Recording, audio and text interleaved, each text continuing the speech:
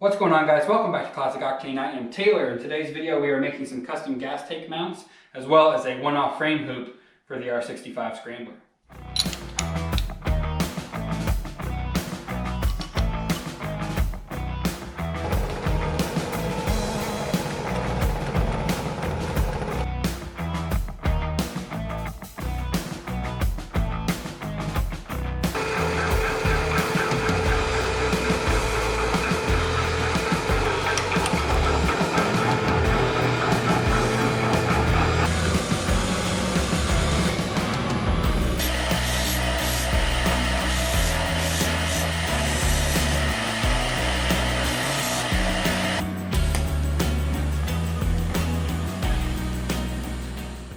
Here's our little bracket. I went ahead and just tacked this top piece on just so it would stay in place.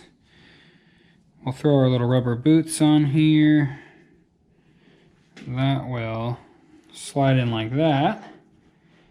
And let's take this over to the bike and we can kind of test fit it up and see if we got our notches in the right spot and in line and the overall length is right before we move on. Hold the tank with one hand so you can see what I'm talking about. So we'll be able to grind off that powder coating from that bar, put a tack, nice big heavy tack right on the top there, and that'll be just about perfect.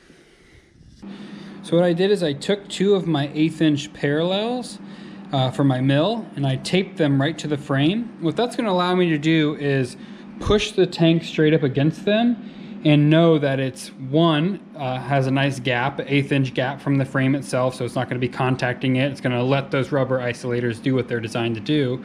Two, it will allow me to push it up against it, and that will get me very close to square on the frame. I also went ahead and made a mark right here at the exact center of our mount after I, of course, sanded the paint off. I also have a mark on the center, I don't know if you can see it down there, it's really dark, of the mount itself, so we can line those two up and we know that this whole thing is all nice and square. I have our mounts lined up. I'm gonna kind of have to eyeball the back of this thing a little bit.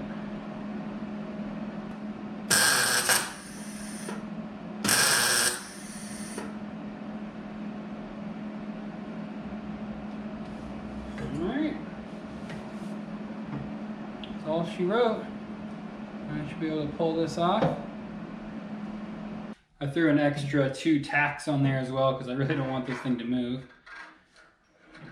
So that's nice in the rubber mount. I'll sit right about like that. Perfect. So for the rear tank mount, I'm going to keep it nice and simple. Instead of using this big rubber mount that came with these 750 seats, I'm actually going to utilize another one of the front mounts. I'm going to do a flat bar right across the frame right here. We'll drill a hole through the center of this mount, and we'll cut this, probably in half to give us a nice kind of rubber isolator. We'll put a bolt right through the center, and that'll keep the back of the tank nice and secure, but also keep the whole thing isolated from the vibrations from the engine. So should be nice and simple and effective.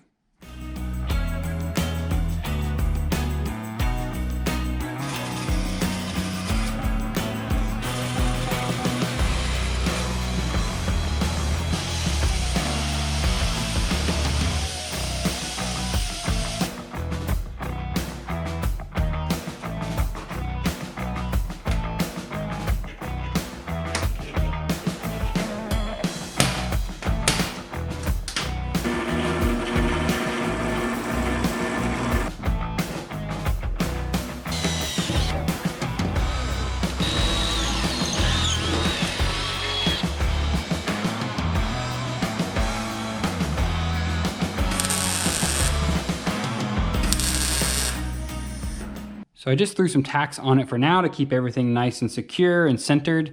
So this bushing is actually an adjustment point for us now. I haven't cut it down yet because I want to wait until we fabricate that rear subframe and I can kind of fine tune exactly the height of the rear of our gas tank to match with the rest of the design. So I'm just going to keep that bushing at full length for now, and we'll see what kind of adjustments we want to make in the future. But now that the tank mounts are done, and this is kind of its quote unquote final resting place, we can move on to the fabrication of that rear subframe. So what do you say we dive into that?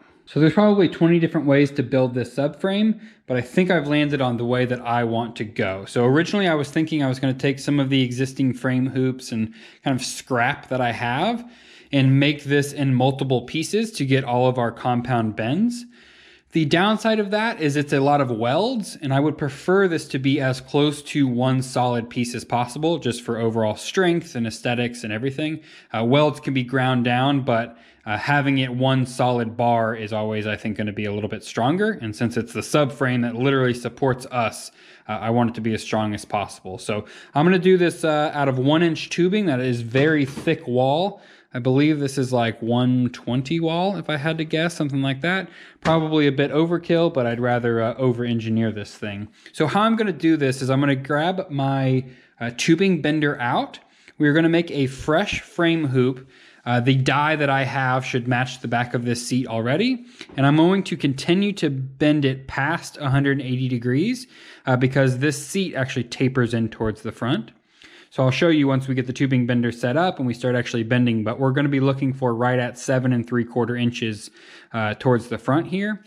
Once I have that general frame hoop done, I'll show you guys the technique I'm going to use to match where this seat actually kind of is a little bit upswept in the back, because unfortunately my tubing bender won't allow me to bend those. It's a little bit too close to the other radius, so it gets in the way. So we're going to have to use a different technique for that, but let's get to work.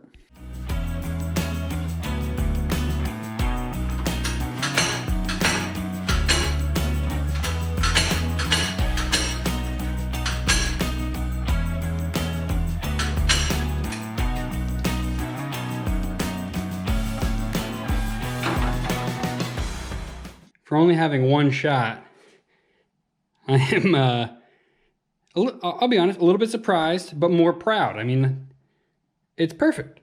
Freaking nailed it. I mean, it's amazing what the proper tools and measuring will do, but I am stoked on that. So what I need to do now is put in this secondary bend here. So unfortunately, like I mentioned, my tubing bender, because of that design, will not allow me to do these bends in the bender itself. And in the interest of keeping this as one piece, I'm going to try a technique I've actually never done before, but it should work out pretty well. So let me explain it to you. So I did a test piece, so this makes more sense as I'm explaining it. What I'm going to do is cut a series of slits in the tube itself. This was 5. I'm probably going to go ahead and do 6 slits, and I'm going to measure them out to make sure they're all even.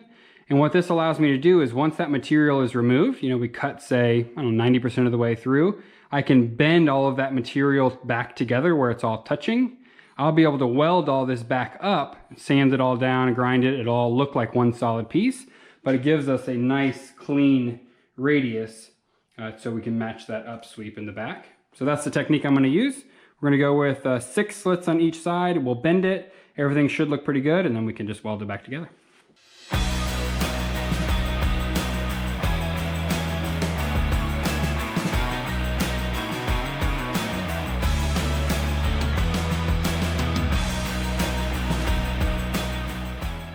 So after all those cuts, we can start to bend it like this, and that will allow us to start to match this thing up. Let me go ahead and start to bend this side.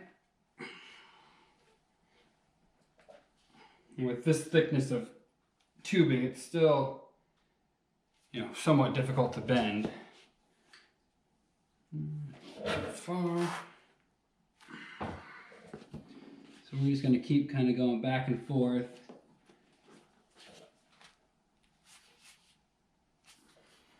Until we start to get a nice fit up.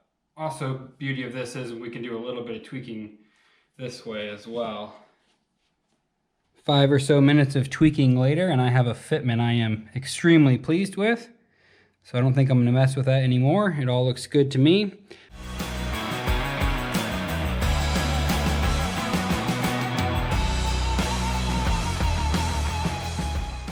This should give you a good idea of how everything's going so far. I'm really happy with the overall fit up. So I'm waiting for a coping tool to come in, and what that is it's basically a piece that's gonna wrap around this new frame hoop. We can slide it up, and it's gonna make it really easy for us to transfer the exact angle and dimensions and everything of the tube we're mating up to. It's just going to make it way easier for these two to match together. The tool should hopefully be here next week.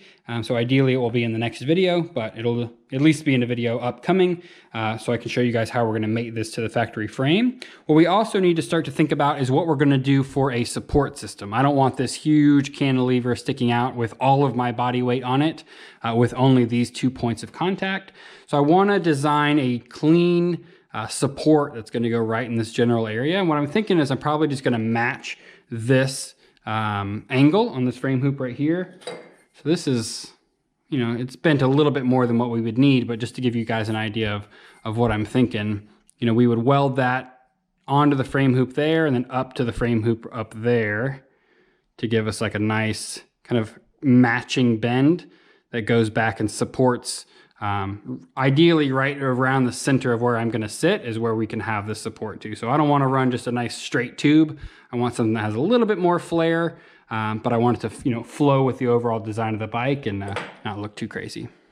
Well, that's all I have time for in this week's video, guys. The next time you see this bike, we will be welding in the frame hoop to the original frame, building those supports, probably some seat mounts, some more custom fabrication stuff is on the way. So I appreciate you guys watching as always. Thanks for the patience. The R65 build is fully underway now, so tons more content coming on this bike very, very soon. Thanks for watching as always. I'll see you guys on the next one.